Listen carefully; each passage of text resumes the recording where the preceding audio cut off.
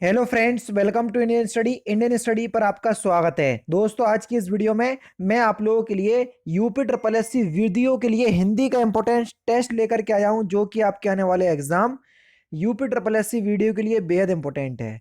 Video को and तक जरूर देखिएगा, क्योंकि लास्ट में मैं आपसे क्वेश्चन भी पूछूंगा और उसका आंसर आपको कमेंट बॉक्स में बताना होगा। साथ ही साथ इस वीडियो की पीडीएफ डिस्क्रिप्शन में टेलीग्राम चैनल का लिंक दिया हुआ है, वहां से आप प्राप्त कर सकते हैं। तो चलिए दोस्तों, स्टार्ट करते हैं और देख लेते हैं पहला क्वेश्चन। पहला क्वेश्चन दोस्तों आपके सामने, कक्षा 10 के छात्र ने अपना अनुपस्थिति दंड माफ करने के लिए प्रधानाध्यापक को पत्र लिखा। ठीक है, उसका यह पत्र किस वर्ग में आएगा? अरे भैया, आवेदन कर रहे हैं हम, आवेदन पत्र होगा ये। दूसरा ऑप्शन से यहाँ पर आपका बिल्कुल क्या होगा सर, करेक्ट हो जाएगा। एप्लीकेशन जिसको बोलते हैं। आचार्य रामचंद्र शुक्ल द्वारा रचित हिंदी साहित्य का इतिहास का प्रकाशन किस वर्ष हुआ? जल्दी बताओ, तो किस वर्ष हुआ? तो सही आंसर हो जाएगा आपका वर्ष 1929 में, यानी कि इस क्वेश्चन का चौथा ऑप्शन यहाँ पर आपका बिल्कुल करेक्ट हो जाएगा। साधु आ रहे हैं, वाक्य में साधु का वचन निर्धारित कीजिए। तो वाक्य में साधु का वचन क्या होगा? बहुवचन। क्यों? क्योंकि अपने से बड़ों लोगों के लिए भले ही चाहे वो एक वचन में हो चाहे बहुवचन में हो, जैसे मामा आएंगे, अगर आपके दो मामा आ रहे हैं तो आप क्या बोलोगे? मामाओं आ रहे? नहीं, मामा आ रहे हैं। तो ये बहुवचन की तरह यूज हो रहा मामा शब्द, है ना? तो जैसे ही साधु आ रहे हैं, यानी कि अपने से बड़ों का आदर करने के लिए हमेशा बहुवचन का प्रयोग किया जाता है। समझ गए? ये है। हिंदी बड़वाला में उस व्यंजन कैसे कहते हैं? सा सा सा हा, ये सभी उस व्यंजन कहलाते हैं। चौथा ऑप्शन करेक्ट। शुद्ध वर्तनी आपको बताना है। अक्षुण आप किस प्रकार से लिखेंगे? तीसरा ऑप्शन करेक्ट हो जाएगा। वर्तनी की दृष्टि से आपको शुद्ध शब्द का चयन करना है कि निम्नलिखित में से कौन सा शब्द शुद्ध है। टिप्पणी एक शुद्ध शब्द है। चौथा ऑप्शन करेक्ट हो जाएगा। यथोचित का संधि विच्छेद क्या होगा? यथा प्लस उचित। तीसरा ऑप्शन यहाँ पर आपका बिल्कुल करेक्ट होगा। बड़ा आ और छोटा ऊ मिलके औ बना रहा है, इसलिए गुण संधि का नियम है ये। ऋग्वेद में कौन सी संधि होगी? बढ़िया क्वेश्चन है। तो सही आंसर हो जाएगा आपका ऋग प्लस वेद, यानी कि पहला ऑप्शन करेक्ट। और ये व्यंजन संधि का उदाहरण है। नेत्रहीन में कौन सा समास है? समास विग्रह करो नेत्रहीन का, क्या होगा? नेत्र से हीन, यानी कि नेत्र उसके पास है नहीं है, नेत्र से हीन है। और से कारक चिन्ह का यूज अलग होने के लिए हो रहा। समास पूछ रहे तो वैसे ही कारक चिन्ह हो जाता तो तत्पुरुष, वैसे पदांत तत्पुरुष में जाएगा। ठीक है। बहुब्रीहि समास किस में है, ये आपसे पूछा गया है, जल्दी से बताइए। तो लंबोदर में बहुब्रीहि समास है। लंबोदर जिसका कौन है? गणेश जी। और जितने भी भगवान के नाम है वो सभी के सभी बहुब्रीहि समास में आते हैं। आगमन शब्द में उपसर्ग आपको बताना है। आगमन शब्द में आ उपसर्ग होगा। पहला ऑप्शन करेक्ट। कौन सा सर? पहला ऑप्शन करेक्ट। सरकार शब्द में कौन सा उपसर्ग है? सर उपसर्ग। दूसरा ऑप्शन करेक्ट। कड़वाहट शब्द में कौन सा प्रत्यय है? आहट प्रत्यय। तीसरा ऑप्शन करेक्ट। कौन सा शब्द तत्सम नहीं है? तो सही आंसर हो जाएगा आपका आंसू। चौथा ऑप्शन करेक्ट। निम्नलिखित शब्दों में से तद्भव शब्द को चयन कीजिए। गोसाई एक तत्सम शब्द है। चौथा ऑप्शन करेक्ट। डीठ का तत्सम शब्द क्या होगा? ढीठ का धृष्ट। चौथा ऑप्शन करेक्ट। तद्भव शब्द आपको बताना है कौन सा नहीं है। राजा एक तद्भव शब्द नहीं है। पहला ऑप्शन से यहां पर आपका बिल्कुल क्या हो जाएगा सर? करेक्ट हो जाएगा। ठीक है। नेक्स्ट क्वेश्चन दोस्तों आपके सामने, राजा का जो तद्भव होगा ना वो राय होगा। ये राय, ये तद्भव शब्द है राजा का। ठीक है।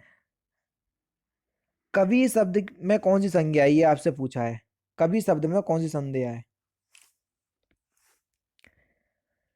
तो सही आंसर हो जाएगा आपका जातिवाचक संज्ञा। दूसरा ऑप्शन यहाँ पर आपका बिल्कुल क्या हो जाएगा सर? करेक्ट हो जाएगा। कवि में जातिवाचक संज्ञा है। हरियाली में कौन सी संज्ञा है? भाववाचक संज्ञा। तीसरा ऑप्शन बिल्कुल करेक्ट हो जाएगा। रेखांकित सर्वनाम का प्रकार चिन्हित कीजिए, ये कौन सा सर्वनाम है? जैसे कोई तो होगा जो तुम्हारी सहायता कर सके, तो यहाँ पर अनिश्चयवाचक सर्वनाम होगा। तीसरा ऑप्शन करेक्ट। कौन सा? तीसरा ऑप्शन कोई। अब पता नहीं कौन होगा, तो बस तीसरा ऑप्शन करेक्ट। निम्नलिखित में से विशेषण शब्द आपको बताना है, शब्दों में से विशेषण का शब्द कौन सा है? पांचवा, ये क्रमवाचक में जाएगा। चौथा ऑप्शन यहाँ पर आपका बिल्कुल क्या हो जाएगा सर? करेक्ट हो जाएगा। अब आप बोलोगे क्रमवाचक में, अरे भैया निश्चित संख्यावाचक विशेषण में जाएगा। ठीक है, नेक्स्ट क्वेश्चन आपके सामने। मीरा जोर से हंसी इस वाक्य में किस क्रिया का समुचित उदाहरण है? तो यहाँ पर अकर्मक क्रिया है। ऐसी क्रियाएं जिनको पूरा करने के लिए बाहरी साधन की आवश्यकता ना हो। तो अकर्मक क्रिया, हंसने के लिए किसी चीज की आवश्यकता ही नहीं है। अकर्मक क्रिया। वह लाचार है क्योंकि वह अंधा है, इस वाक्य में कौन सा वह? कारणवाचक है। चौथा ऑप्शन से यहाँ पर आपका बिल्कुल करेक्ट हो जाएगा। ठीक है, क्योंकि से आप पहचान सकोगे कि ये कारणवाचक अव्यय है। ठीक है, निम्नलिखित में से अव्यय शब्द आपको बताना है। आहा एक अव्यय शब्द होगा, ये विस्मयादि बोधक अव्यय में जाएगा। आग का पर्यायवाची शब्द आपको बताना है कि आग का पर्यायवाची शब्द क्या है? वैष्णवर, ये आग का पर्यायवाची है। दूसरा ऑप्शन करेक्ट। दूरस, दूसर का पर्यायवाची शब्द क्या होगा? बेसर, तीसरा ऑप्शन करेक्ट। असीम का विलोम शब्द क्या होगा? ससीम, पहला ऑप्शन करेक्ट। भोगी का विलोम शब्द क्या होगा? योगी, तीसरा ऑप्शन से यहाँ पर आपका बिल्कुल करेक्ट होगा। पक्षी पेड़ों पर अपना फरिंदा ब्लैंक्स बनाते हैं, सही शब्द भरिए। पक्षी पेड़ों पर अपना नीड़ बनाते हैं, तीसरा ऑप्शन बिल्कुल करेक्ट। अपने फरिंदा ब्लैंक्स के लिए लड़ना धर्म है। अपने स्वायत्व के लिए लड़ना धर्म है, दूसरा ऑप्शन करेक्ट। जो क्षमा करने योग्य नहीं हो, वाक्यांशों के लिए एक शब्द क्या होगा? आक्षम्य, दूसरा ऑप्शन करेक्ट। जिसका दमन किया गया हो, वाक्यांशों के लिए एक शब्द क्या होगा? जिसका दमन किया गया हो उसको बोलेंगे दमित। पहला ऑप्शन यहां पर आपका बिल्कुल करेक्ट हो जाएगा। ठीक है, बांझ क्या जाने प्रसव की पीड़ा, इस मुहावरे का सही अर्थ क्या है? जिस पर बीतती है वही जानता है भाई, चौथा ऑप्शन करेक्ट। भाई गति सांप छंजूंदर केरी, इस लोकोक्ति का सही अर्थ क्या है? तीसरी बार पढ़ा रहा हूं ये लोकोक्ति में, तीसरी बार, तीसरे प्रैक्टिस सेट में है ये। दुविधा में होना, चौथा ऑप्शन से यहाँ पर आपका बिल्कुल क्या हो जाएगा सर? करेक्ट हो जाएगा। मिश्र वाक आपको बताना है कि कौन सा मिश्र वाक है।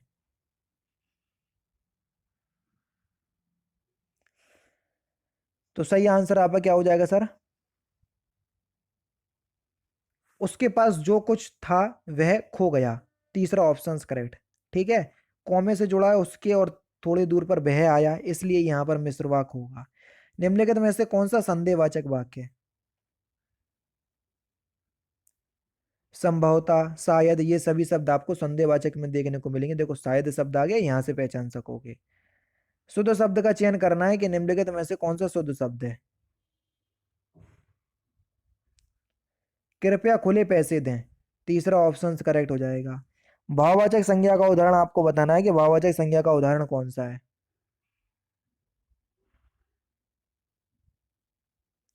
धूप में चला नहीं जाता, चौथा ऑप्शन से यहां पर आपका बिल्कुल करेक्ट हो जाएगा। भाववाचक संज्ञा का उदाहरण है।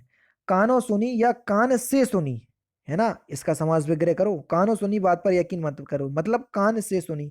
से कारक चिन्ह का यूज जुड़ने के लिए हो तो वहां पर करण कारक, तीसरा ऑप्शन से यहाँ पर आपका बिल्कुल करेक्ट। वह कार मेरी है, इस वाक्य में कौन सा कारक है? वह कार मेरी है, कार का संबंध है आपसे, संबंध कारक, दूसरा ऑप्शन करेक्ट। पुल्लिंग शब्द का चयन करना है कि निम्नलिखित में से कौन सा पुल्लिंग शब्द है। पानी पिया जाता है, जाती नहीं है, इसलिए दूसरा ऑप्शन पुल्लिंग है। ठीक है, निम्नलिखित में से कौन सा शब्द स्त्रीलिंग है? तो सही आंसर आपका क्या हो जाएगा सर? सुंदरता एक स्त्रीलिंग का उदाहरण है, दूसरा ऑप्शन करेक्ट। निम्नलिखित में से कौन सा संदिग्ध भूतकाल का उदाहरण है? मैंने वहीं सामान रखा होगा। तीसरा ऑप्शन बिल्कुल करेक्ट। यह मकान मेरे भाई का है, रेखांकित शब्द में पद चुनिए। यह मकान मेरे भाई का है, यह शब्द एक संकेतवाचक सर्वनाम विशेषण है, दूसरा ऑप्शन करेक्ट। निम्नलिखित में से एक वर्तनी शुद्ध है, जो वर्तनी शुद्ध है उसी का आपको चयन करना है। तो सही आंसर हो जाएगा आपका कवित्री, तीसरा ऑप्शन बिल्कुल करेक्ट होगा। निम्नलिखित में से कौन सी बोली पश्चिमी हिंदी की नहीं है?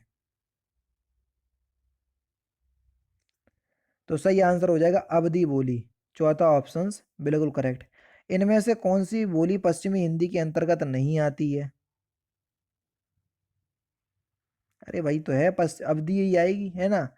चौथा ऑप्शन यहाँ पर अभी आपका बिल्कुल करेक्ट हो जाएगा। ठीक है, क्योंकि दोनों में क्वेश्चंस वही है, बस लैंग्वेज जो है वो अलग अलग रख दी है। समझ रहे, क्वेश्चंस आपका वही है। क्योंकि पश्चिमी हिंदी की देखो बोलियां कौन कौन सी हैं, ब्रजभाषा, खड़ी बोली, बुंदेली, हरियाणवी, कन्नौजी। अवधि ये पूर्वी हिंदी में आती है। समझ रहे हैं। अब ये तो आपकी आंसर सीट आ गई और मैंने ध्यान भी नहीं दिया, लास्ट क्वेश्चंस पूछ भी नहीं पाया। चलो फिर भी मैं आपसे एक क्वेश्चंस पूछ रहा हूँ, क्या कि जो आपकी तितली के जो रचनाकार हैं वो कौन है? तो इस क्वेश्चंस का आंसर आप मुझे कमेंट बॉक्स में बताइएगा। तो दोस्तों ये थे आपके कुछ या पूरे 50 इंपॉर्टेंट क्वेश्चंस जो कि आपके आने वाले exam UP triple SC video के लिए बेहद इंपॉर्टेंट है। वीडियो अगर आपको अच्छी लगी तो प्लीज़ दोस्तों वीडियो को लाइक और शेयर जरूर कर दीजिएगा। मिलते हैं फिर नेक्स्ट क्लास में, नेक्स्ट सेशन में। जय हिंद, जय भारत।